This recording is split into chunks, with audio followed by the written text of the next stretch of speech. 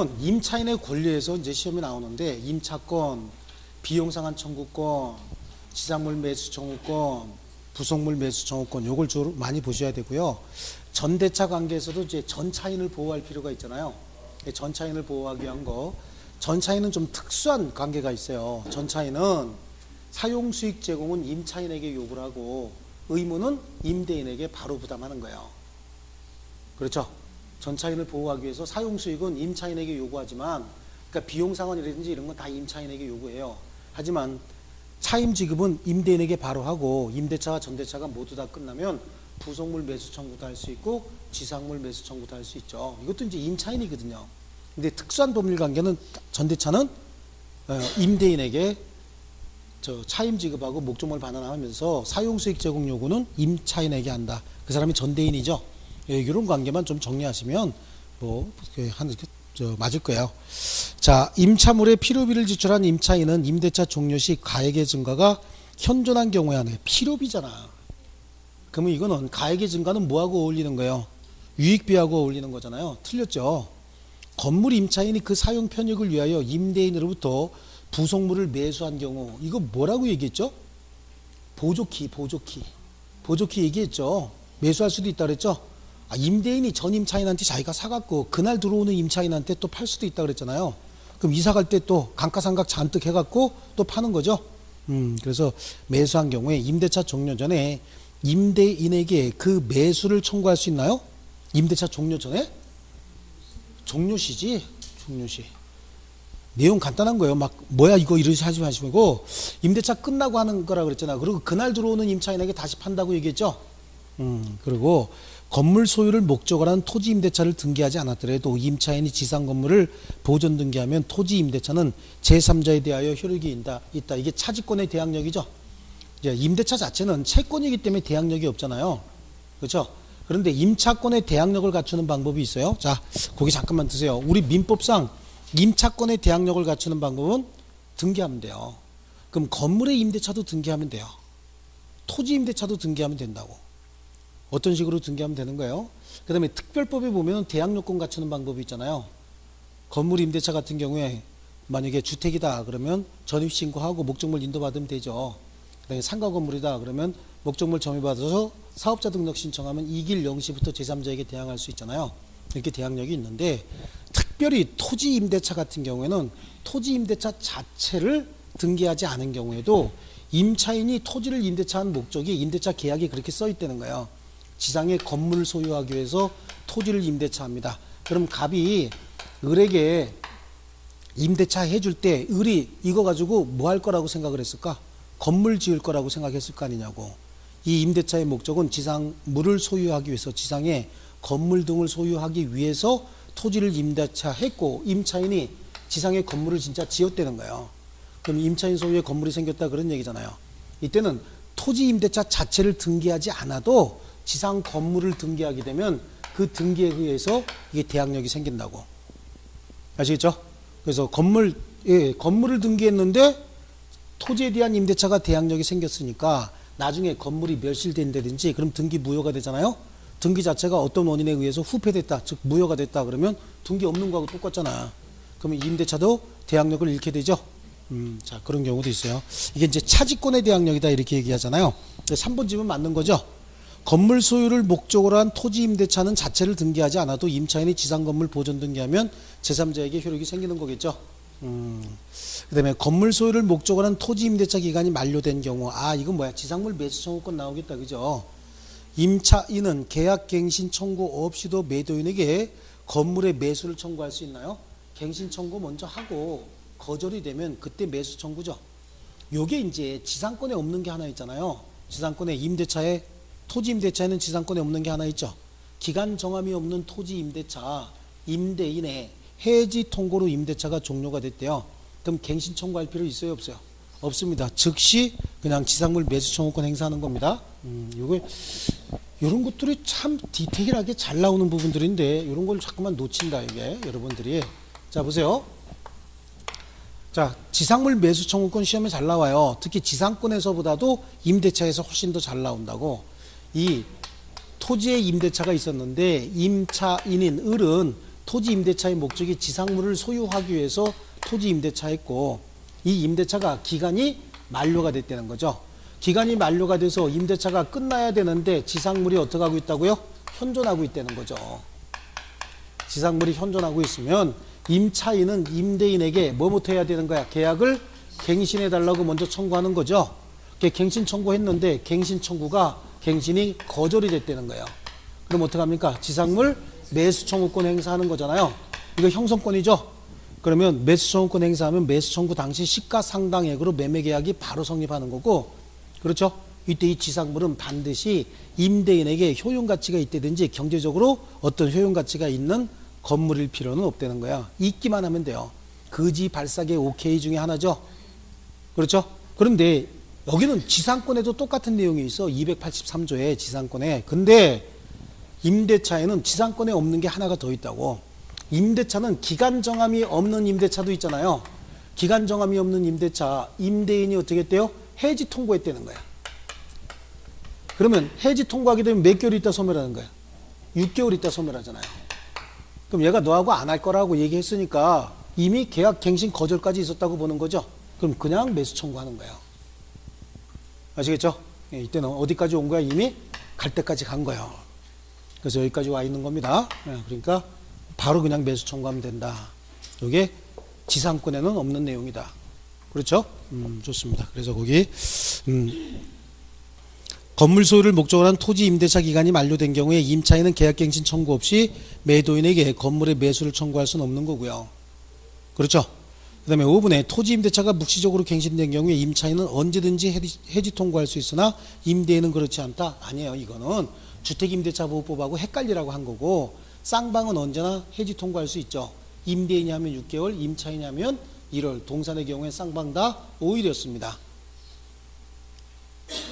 자, 그 다음에 21번 갑이 자기 소유 X건물을 을에게 임대하여 인도했답니다. 옳은 설명입니다. 을은 특별한 사정이 없는 한 갑에게 반환할 때까지 선관주의로서 X건물 보존해야 되겠죠. 그렇잖아요. 그 다음에 X건물 멸실로 인하여 을의 갑에 대한 채무 불이행 책임이 문제되는 경우에 을의 규책 사유에 대한 증명 책임은 누구에게 있다? 갑에게 있다? 아니야. 선관주의 의무 있는 자가 선량한 관리자로서 목적물을 점유하다가 목적물을 반환할 의무가 있잖아요. 그렇죠? 근데 반환하지 못하는 일이 생겼죠? 지금 누가 사용하고 있었어? 을이 사용하고 있었잖아요. 근데 선량한 관리자의 관리로서 목적물을 관리하다가 반환해야 되는데 반환하지 못하니까 내가 왜 반환하지 못한다라고 하는 거 누가 입증해야 되는 거예요? 을이 입증해야지. 그렇죠? 아, 이게 어떤 일 때문에 이렇게 됐는데? 라고 얘기를 해야지. 갑이 니가 발로 찼지? 안 찼는데요? 찼잖아? 안 찼는데요? 차는 거 보셨나요? 아니, 그거 못 봤는데. 이렇게 되는 거 아니냐고. 그렇지. 임차인이 어떻게 해요? 엊그저께 낙내가 쳤거든요. 낙내가 여기 3번 맞았거든요. 이렇게 입증을 해야지. 그렇죠. 그저께 낙내 친 거 이거 안 맞았지라고 임대인이 입증할 수는 없잖아요. 임차인이 내가 왜 이걸 원상복구해서 반환을 못하는지 그 이유가 뭔지는 누가 입증해야 될까 이거. 그렇죠. 임차인이 당연히 해야죠. 임대인이 할 게 아니라. 그 다음에 을이 자신의 비용으로 X건물에 증축한 부분을 갑의 소유로 귀속시키기로 했대요. 이건 뭐죠? 유익비 상환 청구권의 포기 특약이죠. 특별한 사정이 없는 한 부속물 매수 청구권을 포기하기로 하는 약정은 무효다. 특별한 사정이 없는 한, 여기 보세요. 을이 자신의 비용으로 X건물을 증축한 부분을 갑의 소유로 귀속시키기로 하는 약정은 특별한 사정이 없는 한 부속물 매수 청구권을 포기하는 약정이므로 무효다. 이거는 뭐죠? 유익비 상환 청구권의 포기 특약이죠. 부속물 매수 청구권의 포기 특약이 아니고 뭐죠? 유익비 상환 청구권의. 부속물하고 유익비하고 어떻게 달라요? 부합물하고. 자, 여기 보세요. 이게 임대차 목적물이야. 목적물인데 임대인이 갑이고 임차인이 을이라고 한번 해봐요. 많이 봤던 거예요. 눈에 많이 봤던 거라고. 복습을 안 해서 그렇지. 여기 을이 갖다 붙인 물건이 여기 있다고. 붙이긴 을이 갖다 붙였어요. 이것도 을이 갖다 붙였다고. 붙이기는. 그래요. 그런데 이 물건은 독립성이 있고 이 물건은 독립성이 없다고요. 그래서 독립성이 있느냐 없느냐 이거에 따라서 달라지는데, 독립성이 있어요. 그럼 이건 뭐라 그래? 부송물이라고 하죠. 그럼 이건 누구 소유냐고? 독립성이 있으면 을 소유지. 뛰어갈 수 있는 물건이니까. 근데 여기는 독립성이 없다는 거야. 그럼 독립성이 없으면 뭐라고 불러야 돼? 부합물로 불러야지.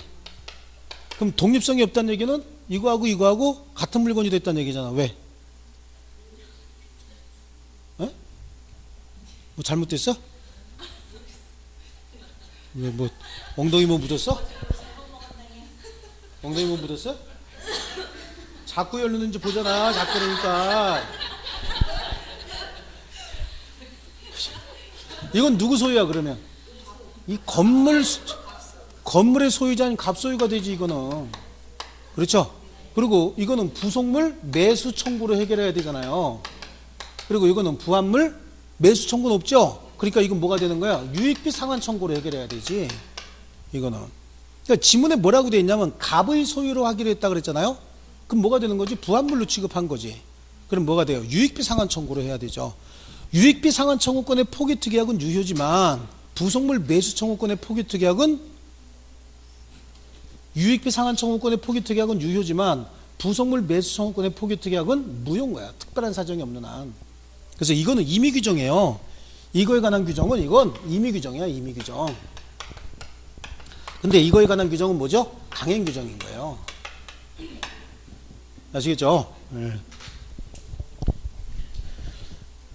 자, 그 다음에 리을에 갑이 임대차에 관한 채권에 기하여 X건물의 부속간 을 소유의 동산을 압류한 때에 질권과 동산을 압류했으니까 부동산을 건물을 압류했으면 저당권과 동일한 효력이고 동산 기타 물건을 압류하면 뭐하고 똑같은 효력이 있다? 질권과 동일한 효력이 있다. 자, 넘겨보세요. 자, 그 다음에 22번입니다. 을이 갑으로부터 건물을 임차해서 보증금 지급하고 사용하던 중 임대차 기간이 만료하기 전에 건물이 전소됐대요. 임대차 기간이 만료하기 전에 건물이 전소했으니까 그 기간 동안은 임차인이 사용 수익하고 있었던 건물이죠. 틀린 건데요. 갑의 귀책 사유로 건물이 전소됐대. 그럼 임대인의 책임 있는 사유라는 얘기잖아요. 근데 임차인이 반환 의무를 질 필요가 없죠. 임대인이 잘못했으니까. 그럼 반환 의무를 면하는 건 당연한 겁니다. 을이 귀책 사유로 건물이 전소된 경우에는 을은 갑에게 건물 반환 채무의 이행 불능에 따른 손해배상 책임을 져야 되겠죠. 또 갑을 모두의 귀책 사유 없이 그러면 쌍방 책임 없는 사유잖아요. 그렇죠? 쌍방 책임 없는 사유로 이행할 수 없게 됐대요. 전소가 됐다. 그러면 을은 갑에게 보증금의 반환을 청구할 수 있나요? 쌍방 책임 없는 사유니까 누가 위험을 부담해야 되는 거야? 채무자. 제공해줄 의무 있는 갑이 위험을 부담하니까 을은 어떻게 하겠다고? 그냥 나가겠다고 할 수 있는 거예요. 자, 그 다음에 을의 귀책 사유로 건물이 전소됐대요. 그럼 임차인의 책임 있는 사유란 얘기죠. 이 경우에 을은 원칙적으로 갑에 대한 보증금 반환 청구권을 어떻게 됩니까? 상실합니까? 아니죠. 그럼 어떻게 되는 거야? 손해배상 해주면 되는 거잖아요. 그렇죠? 손해배상 해주면 되는 거야. 책임 있는 사유로. 그러면 손해배상을 할 때는 임대인 시각에서 봤을 때는 임차인이 잘못해서 목적물이 멸실됐잖아요. 일부 멸실되거나 훼손됐잖아요. 그럼 손해배상 받아야 되죠. 그때 손해배상은 보증금에서 공제하면 되겠네. 그리고 남으면 돌려줘야 되고 또 부족하면 더 청구하면 되겠죠. 원칙적으로 보증금 반환 청구권을 잃는 게 아닌 거예요. 보증금에서 공제받으면 되는 거죠. 남으면 돌려줘야 돼 말아야 돼? 당연히 돌려줘야지. 그냥 먹으면 안 되는 거지. 그 다음에 만일 임대차 종료 후 갑의 건물 인도 수령 지체 중에 을의 경과실로 건물이 전소된 경우에 을은 갑에게 건물 반환 채무 불이행에 따른 손해배상 책임을 지지 않는다. 야, 이건 우리 판례가 이렇게 얘기하고 있는 거예요. 을이 목적물을 주려고 했는데 임대인 갑이 보증금이 준비가 안 돼갖고 목적물을 못 받아간 거예요. 그 과정에 특별히 이제 임차인의 무슨 과실이래? 경과실. 그냥 과실도 아니고 아주 경미한 과실로. 이건 일상생활 속에서 발생할 수 있는 일들이라고 보는 거예요. 경과실이라고까지 붙여놓으면. 이런 일로 인해서 목적물이 멸실돼 버렸대요. 그럼 거기에 대해서 손해배상 책임진다 안 진다? 안 진다. 왜냐하면 임대인이 보증금 돌려줘서, 이 정도는 임대인이 보증금 돌려줘서 비어있는 상태에서도 발생할 수 있었던 화재 정도라고 보는 겁니다. 그래서 특별히 뭐라고 얘기해? 이런 걸 경과실이다 이렇게 얘기를 해요. 시험에 중과실이 나오면 고의라고 생각하면 돼요. 아, 이건 고의로 취급해야 되겠다. 경과실이 나오면 이건 불가항력 내지는 자연적인 상황 뭐 이런 정도로 보시면 돼요. 임차인의 경과실이라는 얘기는 관리를 조금 잘못했다는 얘기야. 불을 꺼야 되는데 이거 형광등 불을 꺼야 되는데 안 껐다 이런 정도 있죠. 이런 정도로 보는 거야. 그런데 여기서 누전 사고가 생겼다는 거예요. 근데 불을 껐으면 누전이 안 생기지만 불을 켜놨다라고 해서 누전 사고가 생겼다. 이건 어떻게 보면 임차인 과실은 아니죠. 전기 구조의 문제인 것이지 불은 원래 껐다 켰다 하는 거잖아요. 그렇잖아요. 다만 꺼놨으면 화재가 방지될 수는 있었어. 하지만 켜놨다고 해서 불이 났다 그럼 그거는 켜놓은 임차인의 과실은 있지만 더 큰 문제는 뭐죠? 구조적인 문제죠. 기술적인 문제인 거예요. 그래서 이런 건 경과실이라고 불러요. 그래서 민법에서 중대한 과실, 중과실 그러면 뭐로 취급하면 돼요? 우리는 고의로 취급해버리면 되고, 경과실 그러면 어떻게? 불가항력 정도로 취급해버리면 되는 거야. 시험에서만 그렇게 나오니까. 아시겠죠? 그러니까 거기는 경과실이라고 딱 명시하고 있잖아요. 이 경우는 뭐죠? 아, 어쩔 수 없었구나 라고 하는 거예요. 그러니까 임차인의 과실보다 원래 구조적인 문제가 더 컸다. 아시겠죠? 그것까지 책임지지는 않는다. 그 다음에 23번. 임대인이 임대 목적물 반환받은 경우에 임차인이 지출한 필요비 상환 청구는 목적물 반환받은 날로부터 몇 개월이요? 6개월이죠. 요거는 임대 차이만 있어요. 요건 임대 차이만 있고 다른 데는 없어요. 우리 점유권에도 비용상환 청구권 행사하는 거 있죠. 지상권에도 비용상환 청구권 등등 있잖아요.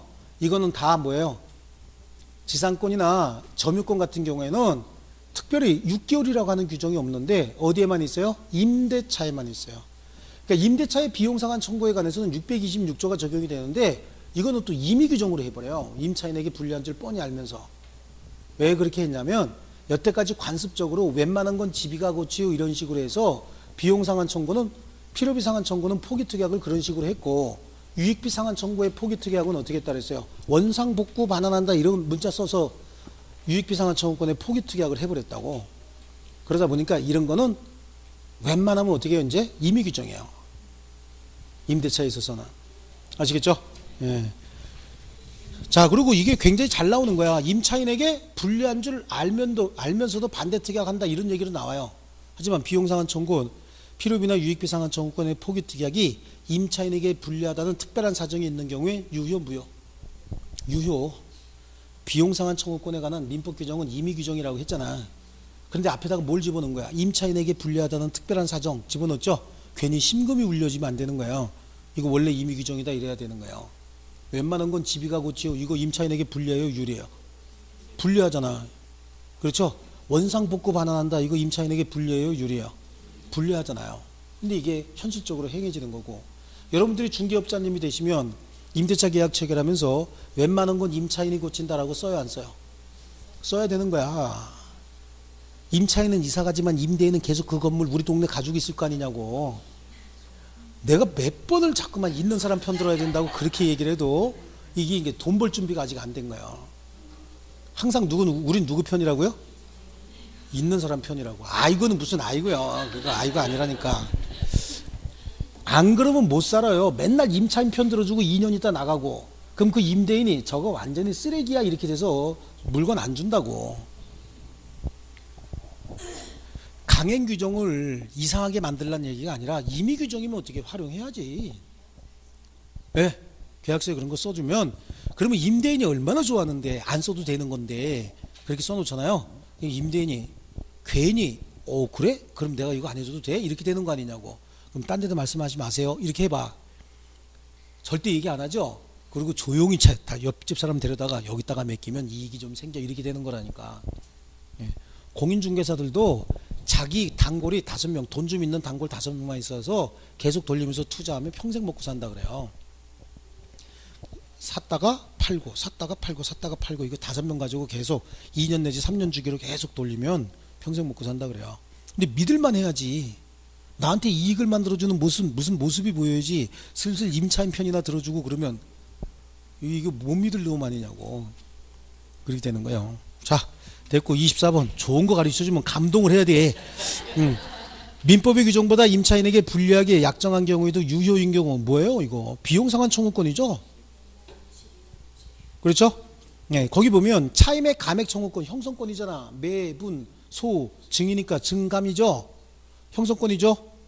그 다음에 지상물 매수 청구권, 부속물 매수 청구권 다 형성권이잖아요. 그 다음에 임대차 갱신 청구, 갱신 청구를 못한다는 얘기는 뭘 못한다는 얘기야? 지상물 매수 청구를 못한다는 얘기잖아요. 갱신 청구권을 못한다는 얘기는 매수 청구 못한다는 얘기거든.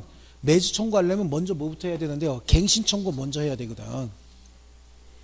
하지만 비용 상한 청구권은 필요비 유익비 상한 청구권은 임차인에게 분리해도 유효라고 얘기했죠. 이런 식으로 나온다고 시험이.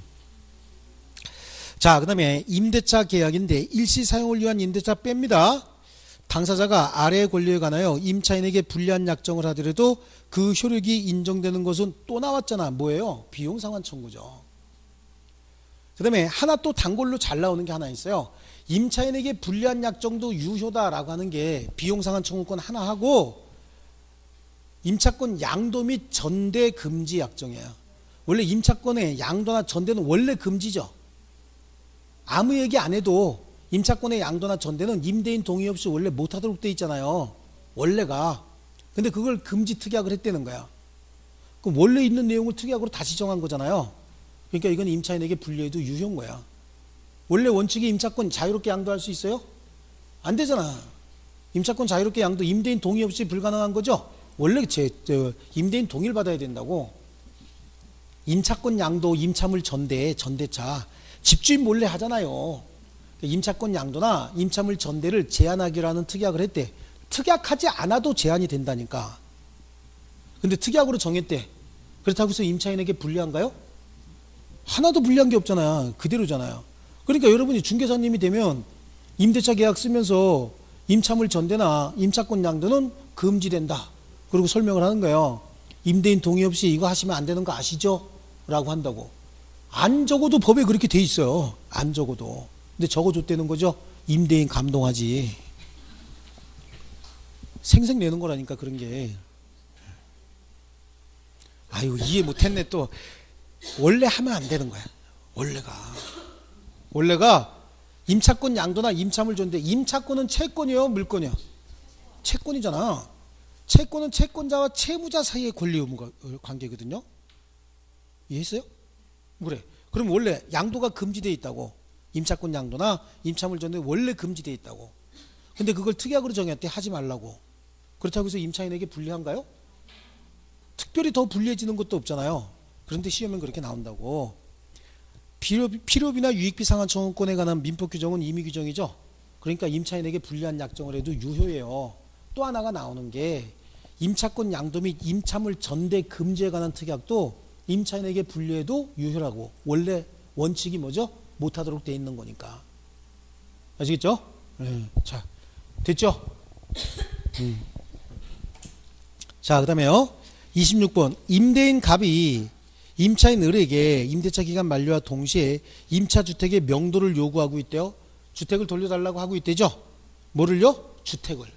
그래서 갑이 보증금 채무를 이행 제공하지 않는 한 을은 주택의 명도를 거절할 수 있다. 동시이행이니까. 또 을이 동시이행의 항변권에 기하여 주택을 사용 수익하는 것은 하는 경우에 갑은 을에게 불법 점유를 이유로 손해배상 물을 수 있어요? 없어요? 없죠. 동시이행의 항변권이 있는 거니까. 그죠? 예, 그 다음에 을이 동시이행의 항변권에 기하여 주택을 사용 수익하더라도 그로 인해서 실질적으로 이익을 얻었으면 차임은 줘야 되죠. 부당이득으로서 갑에게 돌려줘야 된다. 갑이 보증금 채무를 이행 제공하였음에도 을이 주택을 명도하지 않고 있대요. 그럼 보증금 돌려줬는데 물건 안 주고 있다는 얘기죠. 그러면 갑이 그 후 보증금 채무 이행 제공 없이 명도 청구하더라도 을은 동시이행의 항변권을 행사할 수 있다. 그래요? 예? 모르겠어? 이거잖아. 어저께 가이공가이. 이행 제공 없이 청구하면 동시행의 항변권이 있어서 이행 제공하지 않아도 된다. 그럼 공가이공이잖아. 이행 제공하면 동시행의 항변권이 없으니까 얘도 이행 제공해야 되죠. 이행 제공은 계속돼야 되는데 이행 제공이 중단됐대요. 그럼 소멸했던 동시행의 항변권 다시 생기니까 이땐 이행 제공하지 않아도 된다죠. 이거죠? 어저께도 했잖아. 이거 맨 밑에 거잖아. 갑이 보증금 채무를 이행 제공했음에도 불구하고 을이 주택을 명도하지 않고 있대. 그럼 이행지체에 빠졌잖아요. 이행지체에 빠졌죠? 그럼 이행 제공은 어떻게 해야 되는데 계속돼야 되잖아요. 근데 갑이 그 후 보증금 이행 제공 없이 명도 청구 다시 했대요. 그럼 을의 동시행의 항변권 다시 생기죠? 예? 그럼 동시행의 항변권 행사할 수 있어요, 없어요? 있지. 이행 제공 없이 이 이행 제공은 계속돼야 되는데 중단이 됐다는 얘기잖아요. 그럼 소멸했던 동시행의 항변권 다시 생기는 거죠. 그럼 이행 제공하지 않아도 된다는 얘기예요. 또 을이 갑에게 변제기가 도래한 대여금 채무를 지고 있다면 을은 갑에 대한 보증금 채권을 자동 채권으로 하여 갑의 을에 대한 대여금 채권과 상계할 수 있다 없다? 에? 없다. 어저께 했잖아. 동시이행의 항변권이 붙은 채권을 자동 채권으로 하여 상계할 수 있다 없다 이게 나오면 동시이행의 항변권이 붙어있는 채권을 자동 채권으로 하여 상계할 수 없다는 문장을 하나 외우든지 사례 문제로 나오면 매매 아니면 임대차에서 나온다 그랬잖아요. 매매에서는 누가 상계할 수 없어요? 매도인. 임대차에서는 임차인이 상계할 수 없다. 어제 기억나세요? 끝날 때 했던 거? 네, 좋습니다. 자, 여기 나오죠? 바로. 매매하고 임대차에서 사례 가지고 나와요. 네. 자, 그 다음에 임차인의 매수 청구권입니다. 갑은 건물 소유를 목적으로 을 소유 X 토지를 임차해서 Y 건물을 신축하고 보존 등기까지 마쳤다. 아, 건물이 있대네 지금. 그렇죠? 그러면 지상물 매수 청구권의 문제겠네요. 임대차 기간이 만료했으나 을이 갱신을 원하지 않는 경우에 갑은 상당한 가액으로 매수 청구할 수 있고 갑이 이기 차액을 연체하여 을이 임대차 계약을 해지한 경우 그랬잖아요. 여기 기간이 만료로 소멸했을 때만 해당이 되는 거죠. 아니면 뭐죠? 임대인의 해지 통고로 소멸했을 때만 문제가 되는 거지. 차임을 연체로 이유로 임대차 계약이 해지됐을 때는 해당되는 거 없습니다. 청구할 수 없어요. 이 경우에 갑은 을에게 매수 청구할 수 없고요. 갑의 건물 매수 청구가 적법한 경우에 을의 대금 지급이 있기까지 건물 부지의 임료 상당액을 반환할 필요가 없다? 있죠. 매수 청구에서 매매 대금을 줄 때까지는 계속해서 을이 목적물 점유하고 있을 거 아니냐고. 다만 그래도 땅은 남의 땅 지금 사용하고 있는 거죠. 그럼 사용료 정도는 내야죠. 이런 부당이득까지 취할 수는 없고요. 갑이 Y 건물에 설정한 저당권이 실행이 돼서 병이 그 소유권을 취득한 경우에 특별한 사정이 없는 한 갑의 토지 임차권은 병에게 이전이 된다. 여기에 저당권이 설정이 돼서 저당권 실행 경매가 이루어졌다는 거야. 그럼 그 경매에 의해서 병이 소유권을 취득했다. 그럼 이게 취득하는 거죠. 그래, 타인 토지에 있는 건물에 설정된 저당권의 효력은 그 건물 소유를 목적으로 한 토지에 대한 임차권이나 지상권에도 미치는 거거든. 그러니까 미친다는 얘기는 돌아버린다는 얘기가 아니라 경매가 실행이 되면 경락인이 건물의 소유권만 취득하는 것이 아니라 이 건물 소유를 목적으로 가지고 있는 토지에 대한 권리인 지상권이나 임차권도 무조건 취득한다. 아시겠죠? 예. 어저께 처음 딱 하면서 어저께 안 했나? 지상물 매수 청구권, 관습법상 법정지상권이 설정이 됐고 또 매매가 됐다 했죠? 경매가 됐다 이쪽으로 두 개 했잖아 어저께 시작하면서. 그러니까 이게 참 큰일이다.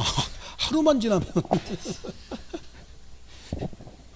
하루만 지나면 이게 어제 다 설명한 거야. 관습법상 법정지상권이 있는 여기 갑소유, 을소유. 그럼 우리 토지 사용권 관습법상 법정지상권 가지고 있는데 매매했대요. 매매해서 병이 매수했으면 건물에 대한 소유권은 취득한 거 아니냐고. 그죠? 등기까지 했으니까. 하지만 토지에 대한 사용권은 아직 취득했어요? 못했어요? 못했다. 다만 뭘 가지고 있다? 지위 정도는 가지고 있기 때문에 지상건물 철거 청구할 수 없다 그랬잖아요. 다만 이게 경매가 되면 어떡한다 그랬어요? 경매가 되면 무조건 취득한다 그랬죠? 또 여기까지만 하고 이건 또 안 들은 거야 그러면. 왜냐면 여기까지 만족했어 또. 여기까지만 하고. 경매가 실행이 되면 경매 효력에 의해서 이건 무조건 등기 없이 취득인 거야. 네, 됐어요. 네, 또 기회 나오면 또 할게. 보세요.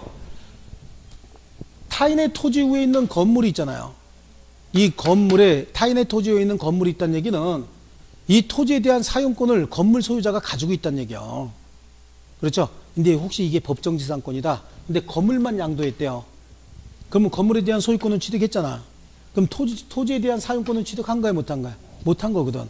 하지만 토지도 사용할 수 있는 지위는 갖추고 있죠. 그러니까 혹시 건물 소유자, 토지 소유자가 지상건물 철거 요구하면 철거는 허용하지 않습니다. 이거는요. 근데 이게 혹시 매매가 아니라 경매가 됐다는 거야. 경매가 됐다는 얘기는 저당권 실행 경매가 있었다는 얘기잖아요. 타인의 토지 위에 있는 건물에 저당권을 설정할 때 그 저당권의 효력은 이 토지에 대한 권리는 지상권이나 임차권에도 미치기 때문에 경매가 이루어져서 경락인이 경락을 받으면 토지 소유권만 취득한 게 아니라 모두 취득한 거예요. 토지에 대한 사용권도 취득한 거야. 지상권이 됐든 임차권이 됐든. 아시겠죠? 좋습니다. 그 다음에 몇 번 할 차례죠? 5번 할 차례요. 그 다음에 갑이 을의 동의 없이 토지 임차권과 와의 건물을 병에게 양도했대. 동의 없이 양도했대죠. 원칙적으로 병은 을에게 임차권 취득으로 대항할 수 없죠. 임대인에게 대항할 수 없는 거잖아요. 원칙이 금지되어 있죠. 예. 그 다음에 오른쪽에 토지 임차인의 지상물 매수 청구권에 관한 설명으로 옳은 겁니다. 임차인이에요. 매수 청구의 대상이 되는 지상물은 임대인 동의로도 신축한 것에 한정된다. 이거 틀렸죠? 그지 발사계 오케이라 그랬잖아. 있기만 하면 된다 그랬죠? 어떻게 구체적인 사례 100개, 200개를 다 얘기하냐고. 그지 발사계 오케이 그러면 그냥 모두 다 오케이죠. 그래서 임대인 동의 받아야 돼요? 동의 없으면 할 수 있잖아요. 기간 만료로 토지에 대한 임대차가 종료됐을 때 지상 건물이 현존만 하고 있으면 되는 거예요. 아시겠죠? 지상 건물이 현존만 하고 있으면 되지. 이게 임대인의 동의를 받아 지었던, 임대인의 동의 없이 지었던, 임대인에게 효용 가치가 있든 없든, 사회 경제적으로 가치가 있는 건물이든 무허가 불법 건물이든 관계없이 기간 만료로 소멸했을 때 지상 건물이 현존하고 있는데 그지 발사기 같이 생겼어도 매수 청구할 수 있다 그랬잖아요. 그죠? 한 10가지 정도 더 얘기할까? 시간도 없고. 자, 그 다음에 임차인이 지상물의 소유권을 타인에게 이전한 경우에 임차인은 지상물 매수 청구권 행사할 수 있어요, 없어요? 자, 임차인이 지상물의 소유권을 타인에게 이전했대요. 그럼 현재 지상물의 소유자가 임차인이라는 얘기 아니라는 얘기야? 아니라는 얘기죠? 그럼 매수 청구권 행사할 수 없잖아. 매수 청구권 행사하게 되면 바로 매매가 성립돼 버리니까. 이 경우에는 그럼 누가 해야 돼? 지상물 소유자가 해야죠. 또 임차인이 임대인에게 계약갱신을 청구하지 않더라도 특별한 사정이 없으면 임차인은 지상물의 매수를 청구할 수 있다? 안 되죠. 계약갱신 먼저 하고 거절이 되면 매수 청구권 행사할 수 있다 그랬잖아요. 이 순서죠. 임대인의 해지 통고로, 이거네. 그러면 임대인의 해지 통고로 기간 정함이 없는 토지 임차권이 소멸하는 경우에 임차인은 지상물 매수 청구권 행사할 수 있다 없다? 있다. 갱신 청구 없이 바로 할 수 있다죠. 또 임대인과 임차인 사이에 임대차 기간이 만료하면 임차인의 지상 건물을 철거하기로 한 약정은 특별한 사정이 없는 한 무효죠. 지상물 매수 청구권의 포기 특약이잖아요. 그리고 임차인에게 엄청나게 불리하죠. 이건 강행 규정이라 그랬죠. 아까 비용 상한 청구권에 관한 규정은 임의 규정이고 지상물 매수 청구권이라든지 또는 부속물 매수 청구권에 관한 규정은 강행 규정이다. 임차인에게 불리한 약정은 무효다. 아시겠죠? 이건 무효다. 그 밑에 보니까 정답에 28번에 정답 안 들어가 있잖아요. 거기다 2번이라고 써놔야 되죠. 맨 밑에. 있어? 내 책만 없는 거야? 그러니까 맨 밑에 다 뭐가 커뮤니케이션이 서로 안 맞아. 맨 밑에 답이 거기 2번 써놓으라고 이렇게. 이게 아마 편집하시는 분이 하시면서 빼먹었나 봐요. 자, 그 다음에 29번 갑은 건물 소유를 목적으로 을의 X 토지를 임차해서 그 위에 Y 건물을 신축한 후 사용하고 있다. 그래요. 그러니까 건물 소유를 목적으로 한 토지 임대차니까 무슨 문제냐고. 이게 지상물 매수 청구권에 관한 문제잖아요. 그러니까 Y 건물이 무허가 건물 그지 발사기 오케이죠. 지상물 매수 청구권 대상이 돼야 안 돼요. 임대인의 동의를 받아야 되나요? 동의 없어도 되나요? 임대인에게 효용 가치가 있어야 되나요? 아니라고 얘기했죠. 갑의 차입 연체를 이유로 을이 임대차 계약을 해지한 경우에 지상물 매수 청구권 행사할 수 있어요, 없어요? 없죠. 기간 만료, 기간 만료로 소멸한 경우죠. 또 임대차 기간에 정함이 없는 경우에 을이 해지 통고하게 되면 갱신 청구 없이 매수 청구권 행사할 수 있죠. 또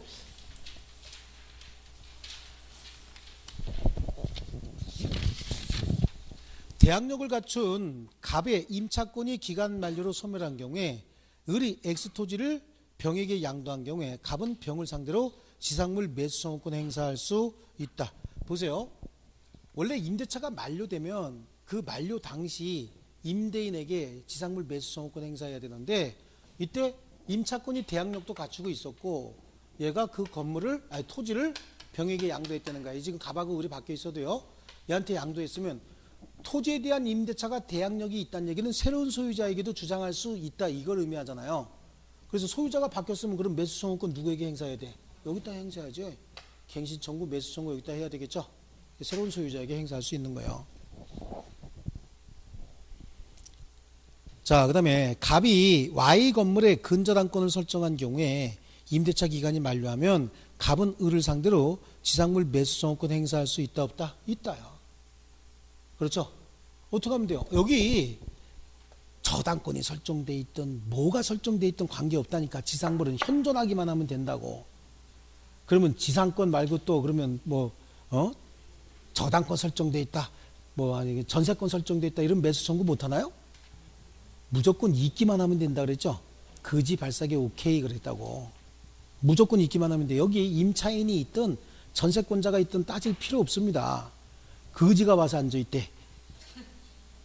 거지가 막 점령하고 앉아갖고 막 떼를 쓰고 있대요. 그럼 매수 청구 못 해요?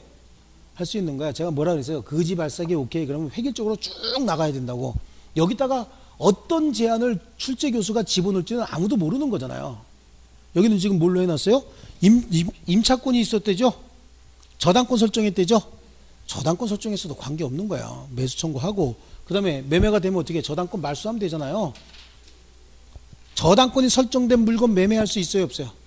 있죠. 매도인이 어떻게 하면 돼? 나중에 대금 받을 때 저당권 말소해 주면 될 거 아니냐고. 전혀 문제가 될 게 없는 거예요. 자, 그 다음에 30번 임차인의 부속물 매수 청구권과 유익비 상환 청구권에 관한 설명인데요. 옳은 겁니다.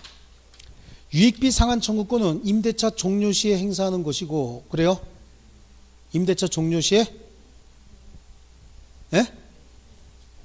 임대차 종료 후 6월 이내에 행사하면 되는 거잖아. 그렇죠? 예, 한 10분쯤 지났죠? 한 10분쯤 전에. 여기에만 있다 그랬잖아. 임대차에만. 그렇죠? 들은 기억은 나요? 근데 거기서도 적고 지금도 뭐 하려고 또 적어. 나올 때마다 머릿속에 좀 적지. 자, 그 다음에 부속된 물건이 임차물의 구성 부분으로 일체가 된대요. 그럼 이거는 부속물이요? 아니면 부합물이요? 그래, 말은 부속물처럼 얘기하지만 부합물이죠. 특별한 약성이 없는 한 부속물 매수 청구 대상이 된다. 부합물로 봐야 되죠. 이건 뭘로 해야 돼? 유익비로 해야 된다고. 유익비. 그 다음에 임대차 기간 중 부속물 매수 청구권을 배제하는 당사자 사이의 약정은 임차인에게 불리해도 유효다. 이것도 틀렸죠? 임대차 기간 중 부속물 매수 청구권을 배제하는 특약은, 부속물 매수 청구권은 강행 규정이라고 그랬잖아요. 임차인에게 불리하면 뭐예요? 무효죠. 무효죠. 그 다음에 일시 사용을 위한 것이 명백한 임대차, 일시 사용을 위한 것임이 명백한 임대차에 임차인은 부속물 매수 청구권 행사할 수 있어요 없어요? 아니 생각을 해봐. MOTL 들어갔으면 얼른 씻고 자야지. 거기다 뭘 벽에다가 부속물 붙이고 난리야. 그럴 시간은 있어? MOTL 가서? 근데 재밌는 건 부속물 매수 청구권 포기 특약은 할 수 있죠. 할 수 있어요 없어요? 부속물 매수 청구권 포기 특약 할 수 있잖아. 할 수 있는데 그게 임차인에게 불리하면 무효라고. 이런 걸 뭐라 그래? 편면적 강행 규정이라고. 자, 다시요. 그래서 여러분은 헷갈리게 하는 게 맨날 이런 거거든요. 지상물 매수 청구권의 포기 특약이나 부속물 매수 청구권의 포기 특약이 임차인에게 불리하면 무효라고 했죠. 그런데 이제 요것도 또 하나 조금 나눠야 될 게, 임대차가 끝나고 부속물 매수 청구권 행사할 수 있음에도 불구하고 자기가 포기하기로 했다는 거예요. 그럴 수 있죠.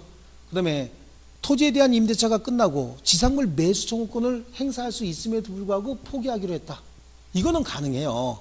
근데 임대차 존속 중 또는 임대차 계약 시 부속물 매수 청구권의 포기 특약이나 지상물 매수 청구권의 포기 특약을 미리 하는 건 뭐예요? 임차인에게 불리하면 무효라고. 이해하셨어요? 자, 다시 한번 세 개로 나눴는데 내가 부속물 매수 청구권이든 지상물 매수 청구권이든 포기 특약할 수 있다고 할 수는 있지만 이게 임차인에게 불리하면 무효다. 두 개 얘기한 거예요 지금. 그러면 이 포기 특약이 유효인 경우가 임대차 계속이나 임대차 당시에 계약 당시에 했으면 이게 무효지만 임대차가 끝나고 나고 매수 청구할 수 있음에도 불구하고 포기하기로 하였다면 이거는 뭐라 그랬어요? 유효라고 얘기했죠. 아시겠습니까? 이렇게 이제 분리해서 조금 구분하면 되는데, 자, 일시 사용을 위한 임대차에서는 부속물 매수 청구권 행사할 필요가 없죠. 근데 일시 사용을 위한 임대차에도 비용 상환 청구권, 필요비 상환 청구권을 행사할 수 있어요. 그게 뭐예요? 필요비 상환 청구권이. 그래, 문이 안 잠긴다. 기억하시네. 문이 안 잠긴다. 벗고 잘 수 있어, 없어? 씻고 못 자잖아. 문이 안 잠기는데 어떻게 자냐고, 불안해서. 그러니까 어떻게 해요? 주인을 불렀는데 주인이 연락이 안 된다. 그럼 문고리 내가 사다가 고쳐서 이제 제대로 정비하고 나중에 달라고 할 수 있다고. 아시겠죠? 예, 필요비 상환 청구할 수 있다. 자, 그 다음에 유익비 상환 청구권은 임대인이 목적물 반환받은 날로부터 1년 내에 행사해야 한다. 그것도 틀렸죠? 그럼 정확히 보니까 2, 3, 4, 5는 완전히 틀렸잖아요? 그럼 뭐가 맞아야 되는 거야? 유익비 상환 청구권은 임대차 종료 시 행사할 수 있다. 이게 표현이 좀 애매하죠? 임대차 종료 시 그럼 바로 하느냐? 6개월 있다 행사하느냐? 이건 지금 어떤 규정이 없잖아요. 6개월 이내에만 행사하면 되니까 그럼 바로 행사해도 되고 6개월 이내에만 행사해도 된다 그런 얘기잖아요.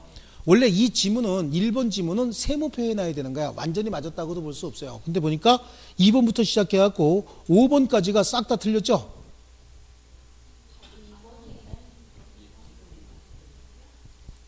답이 2번이 돼 있다고? 2번 틀렸는데 부속된 물건이 임차물의 구성 부분이 되면 부합물이 돼야 되잖아요. 그럼 부속물 매수 청구 대상이 된다? 틀렸잖아. 유익비 상환 청구권의 대상이 돼야 되죠? 그래서 여기는 2, 3, 4, 5번이 다 정확하게 틀렸고 1번 지문은 해석에 따라서 조금 달리 해석도 할 수 있으니까 답은 1번으로 해야 돼. 이거 내가 문제 바꾸면서 잘못 바꿨는가 보다. 그렇죠? 예. 답이 1번으로 해야 돼. 1번으로.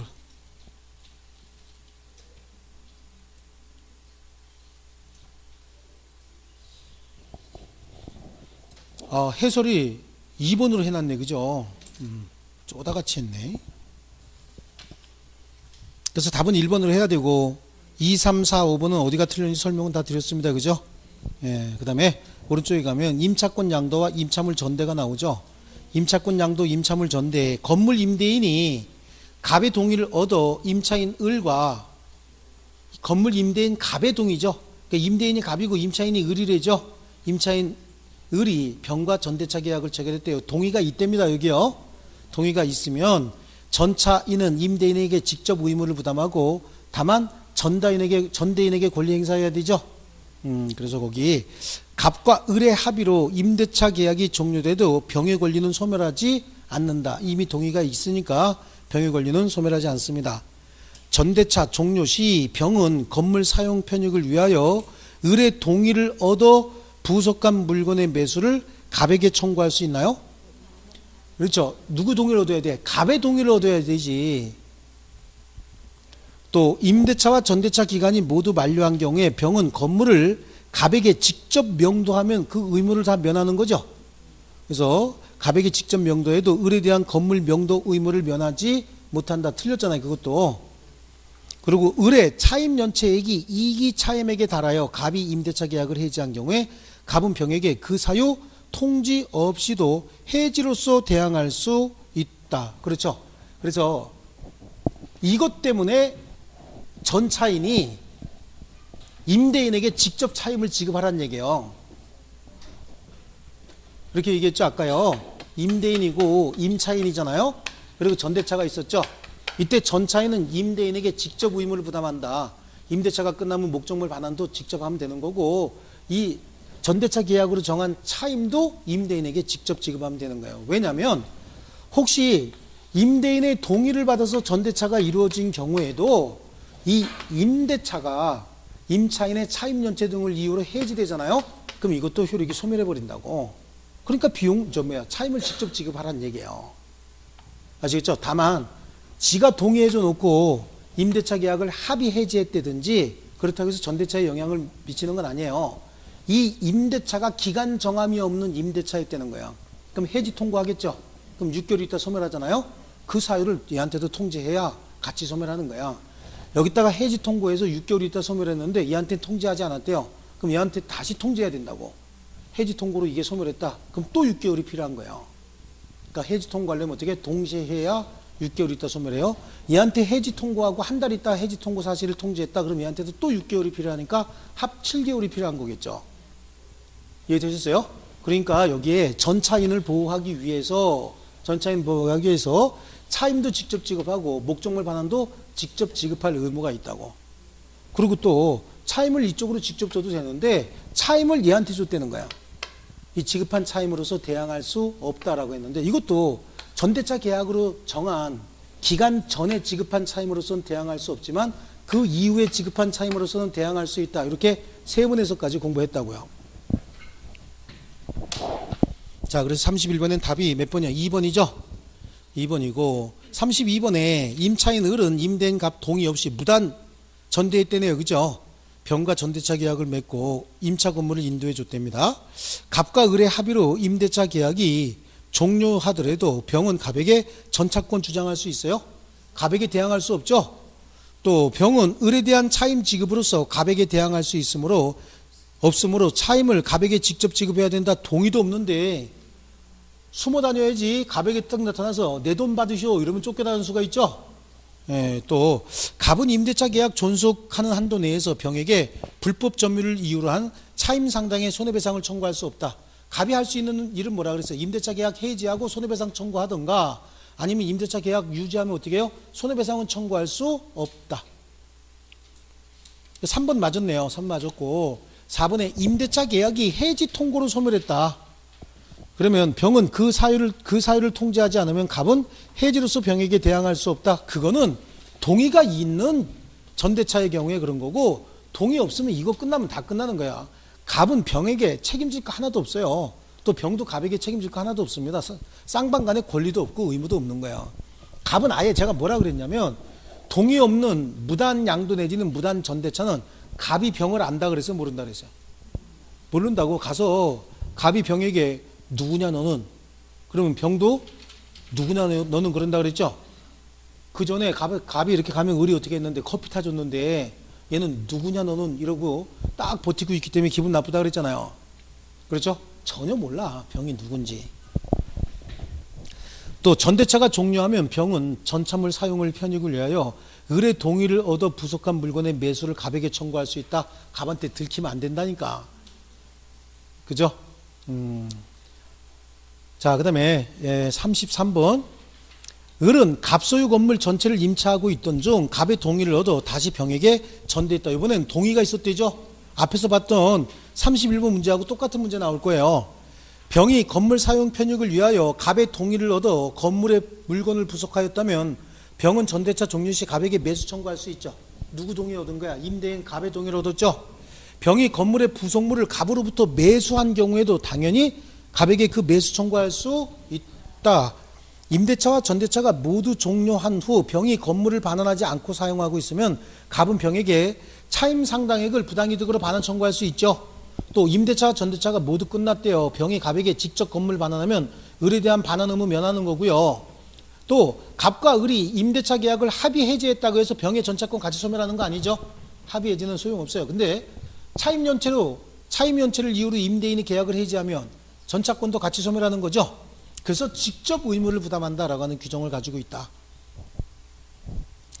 자, 그 다음에 오른쪽에 34페이지 갑소유 건물을 임차하고 있는 을이 갑의 동의 없이 이번에 또 무단 전대리죠. 다시 병에게 전대했답니다. 특별한 사정이 없는 한 틀린 거 찾아요. 갑은 무단 전제를 이유로 임대차 계약을 해지할 수도 있죠. 해지하면 손해배상 청구할 수 있어요. 하지만 해지하지 않으면 손해배상은 청구할 수 없는 거죠. 자, 을은 병에게 건물을 인도하여 병이 사용수익할 수 있도록 해줄 의무는 있는 거죠. 지네끼리 사용수익 계약이니까. 또 을과 병의 전대차 계약에도 불구하고 갑과 을의 임대차 관계는 소멸하지 않는다. 또 임대차 계약이 존속하고 있는 동안은 갑은 병에게 불법 점유를 이유로 차임 상당의 손해배상 청구할 수 없죠. 임대차 계약을 해지하면 이거 할 수 있잖아요. 근데 해지하지 않으면 할 수 없는 거고요. 또 갑이 을이 건물의 소부분을 병에게 사용하게 한 경우 이거는 무단 양도고 무단 전대고 이런 게 있을 수 없죠. 자, 한 층 건물 전체 중에서 임대인이 갑이고 임차인이 을이었는데 요 부분만 병으로 하여금 사용하게 했대요. 임대인 갑이 와서 보면 언제나 만나는 사람 누구요? 을이라고. 그럼 얘 누구야? 그러면 아, 내가 일 시키는 애예요. 그럼 그냥 가는 거죠. 모든 건 다 갑은 을에게 받으면 되는 거예요. 얘가 얘한테 돈 받아서 차임 주면 되는 거죠. 그러니까 여기는 갑에 대한 배신행위라고 볼 수 없는 거예요. 또 갑에 대한 배신행위라고 볼 수 없는 게 두 부부가 가구점을 운영해서 살고 있다가 남편 명의의 임차권을 부인에게 양도한 경우에도 그 전에도 둘이 가구점 했으니까 임대인이 오면 부인이 커피 타줬잖아요. 임차권 양도하게 되면 갑자기 부인이 커피 안 타나? 내가 사장인데 이러고 똑같잖아요. 그러니까 거기에는 임대인에 대한 배신행위가 될 수 없어요. 여기도 마찬가지예요. 근데 무단 양도 같으면 갑이 왔을 때 을이 나와 병이 나와? 병이 나온다니까. 그러니까 서로 누구냐 너는 그러고 눈 찌르고 입 뭐 이렇게 멱살 잡고 이렇게 되잖아. 그러기 때문에 문제가 되는 거예요. 그래서 소부분의 전대 이거는 얼마든지 동의 없이도 가능한 거고요. 35번 일시 사용을 위한 임대차에서 인정되는 권리 그랬습니다. 비용상환 청구할 수 있다 그랬죠? 예? 일시 사용을 위한 임대차 아까 문고리 고치러 갔다 와야 된다 그랬잖아요. 이건 돌려달라고 할 수 있는데요. 차임 증액 청구권 자고 있는데 임대인이 문 두들기고 반값 10,000원 올려주세요라고 할 수 있어요 없어요? 안 올려줍니다. 잘못하면 맞는 수가 있죠. 자는데 깨웠다고. 부속물 매수 청구권 자기 바쁜데 무슨 부속물을 갖다 붙여. 또 임차 건물 부속물에 대한 법정질권 그냥 자고 나오는 겁니다. 빨리 씻고 그죠? 자 됐습니다. 여기까지 하고 조금 쉬었다가 물건 할게요.